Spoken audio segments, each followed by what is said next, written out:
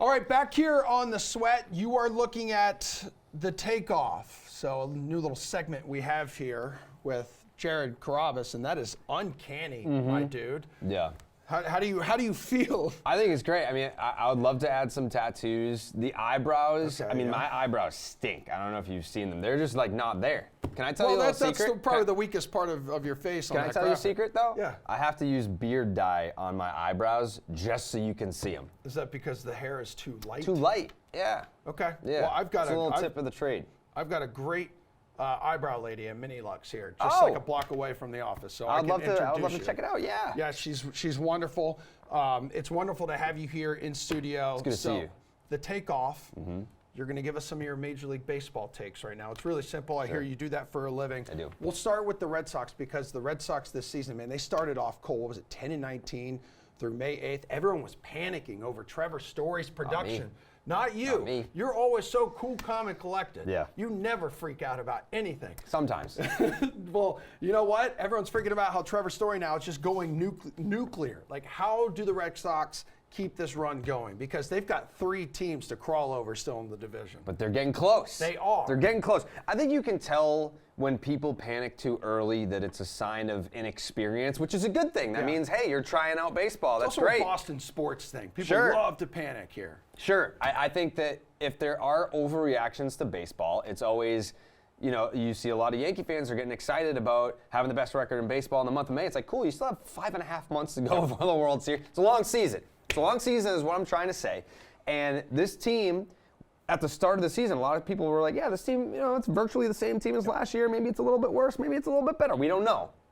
You add Trevor Story to that mix, and I think that him not performing offensively was one of the biggest reasons why they weren't very good, because you had Devers, you had Bogarts, and you had JD Martinez, and the rest of the offense didn't do a thing. And you just gave Trevor Story $140 million to come in and do what he's doing in this Seattle Mariners series, which is just hitting the, it's five home runs. Yeah, 5 home runs and 13 RBI. That's a big series for him, but he has to stay consistent with it.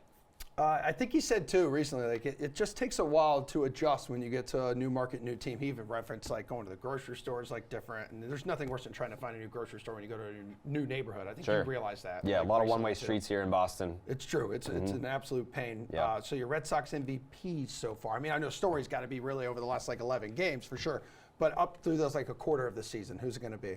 Rafael Devers. Okay. Rafael Devers right now, top 10 in the majors in wins above replacement.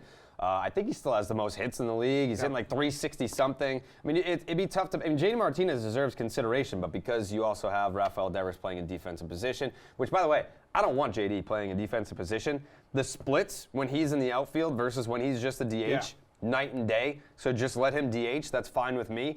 But Rafael Devers has been one of the best players in baseball, not just on the Red Sox this year so far. I feel like you're even seeing some teams adjust their defense just to this guy. Yeah, I mean his. I was looking at the average exit velocity because Franchi Cordero hit that walk-off grand slam on Sunday, and I was like, I want to see where Franchi is in average exit velocity right now, because he hits the ball really hard. And then you have Franchi was right in 89 miles an hour, and then you had Rafael Devers was leading the team at 96 miles. He hits the ball hard every single time.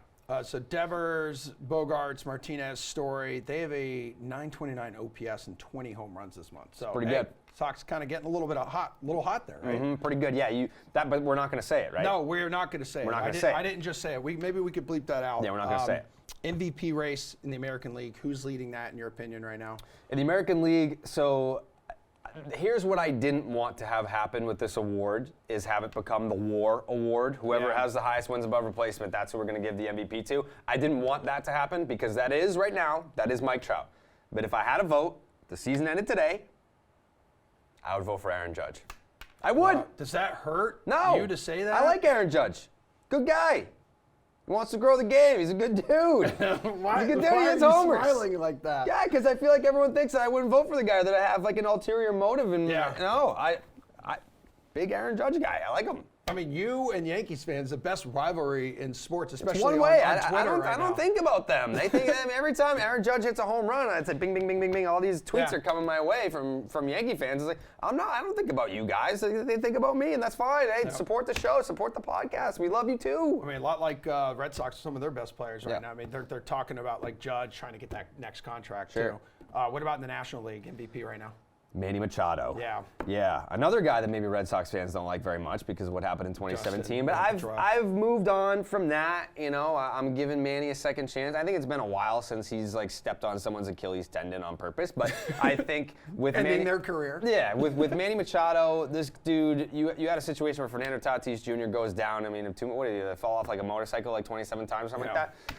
In his words, not yours. Like, yeah, exactly. Like it's been multiple times. Multiple times. Manny Machado has been outstanding so far this season. I mean, he plays a Gold Glove defense. He's got a rocket of an arm. I think he's hitting he's leading the majors in batting average, which I know that people don't care about batting average anymore. But if it's almost June and you're hitting like 379. There's something to that.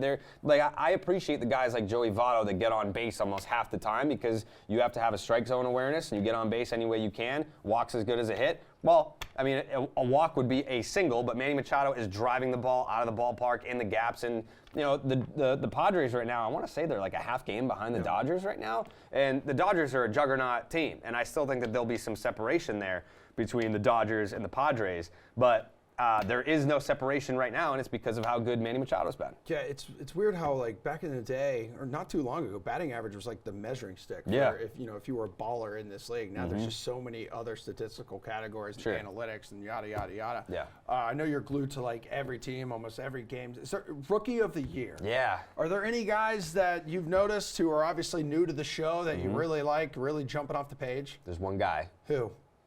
Jeremy Pena. Okay. Houston Astros. It's a lot. You know, Carlos Correa was a pillar of that I'm going to use the D word, dynasty. That Astros dynasty. You go to the ALCS, 5, 6, 7 years in a row, whatever it was. They were like the New England Patriots of the American League.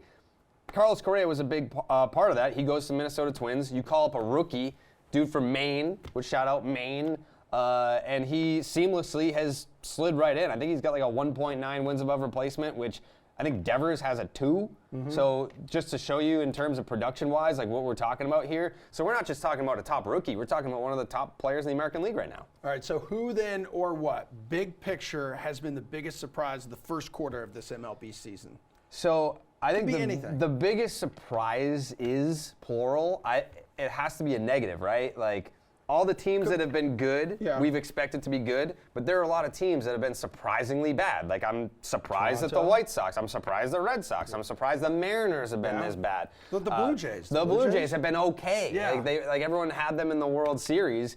I think a lot of the surprises have been negative in terms of we thought that this player or this team would be better. I mean, for me, it's the Mariners, because I was all about the Mariners last year. I actually said, I want if the Mariners make it to the playoffs in 2022, I want to be there, and they're not going to sniff the playoffs at this juncture. Dude, just getting swept by the Red Sox, man. Yeah. And those were games too where they had like the 4 or 5-0 lead, and all of a sudden Trevor Story's like, I'm going to outscore you on my own. They had a 4-0 lead. Yeah. They had a 5-0 lead. They lost both of those games. What is your hottest, juiciest take right now looking at the rest of the MLB season? Baseball's about to be like right there in the spotlight with NHL and NBA ending too. So what do you got? I don't even know if it's a hot take. Is it juicy? A little bit of juice? I think it might be. Moisture? It's not. It might be juicy and hot to the people. Okay. You don't have to I don't force know anything. if it's juicy to me though. I don't know if it's juicy to me, because to me, just say it. Say it. I'm going to say it. Say it. I'm going to say it right now. Say it. Go ahead. Say it. The Red Sox are going to the World Series. Oh my God! All right. You wait to see. Did you see how pumped up Heim was? Yeah. After that walk-off grand slam? That was amazing. That's a man who believes in the team that he has right now, and that's a man that has the assets to go out and make this team even better. You know who I was talking to? I think it was Will Middlebrooks. Or it was either Will Middlebrooks or Johnny Gomez. One of those two guys who both have World Series rings. It's like, I was talking to this guy, or a former manager of theirs. You go into the front door, right? You try and unlock that door. It's locked. You can't get in. You go around the back of the house. Guess what?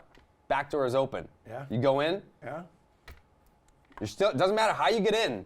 You get in. The Red Sox are only, 2.5 games back? 2.5 games back of a playoff spot? Don't let this team get into the postseason. Because if they do, it's not about who's the best. It's about who's the hottest. And if the Red Sox get there, I'll see you at Fenway. All right, yeah.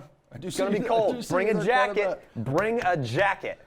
Not nervous at all then about like bullpen, that kind of thing? No, I think that's where you have to upgrade. I think if you're the Red Sox, you look at where you are right now, which is what, like 3 games under 500 with 120 games to go. Yeah. You look at the 10 blown saves, and I'm not saying that if you had a legit closer that you're converting all 10 of those saves. That's not something that you can just guarantee. But if the average team is blowing 3 saves, 4 saves, all right, so that's 6 more wins than you didn't. You have a winning record. You have a legit closer. You have a winning record. Fair or unfair?